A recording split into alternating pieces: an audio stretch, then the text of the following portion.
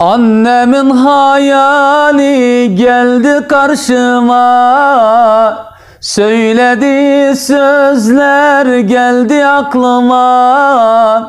Giydiği gömleği aldı koynuma.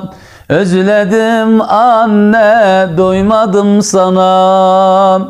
Giydiği gömleği aldım koynuma.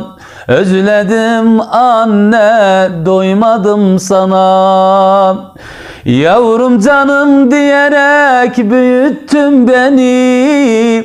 Ninniler söyleyip uyuttun beni. Geceleri kalkıp doyurdun beni. Özledim anne, can feda sana.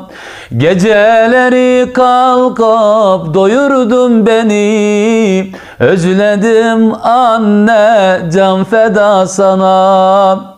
Senden yakın olan kim vardır bana? Şu kalbim daima bağlıdır sana. Dünya bir yana, anam bir yana. Her zaman annem, muhtacım sana.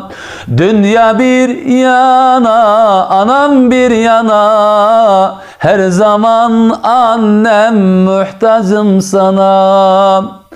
Annelerin emeği çoktur ödenmez. Sayfalarca yazsam yine tükenmez.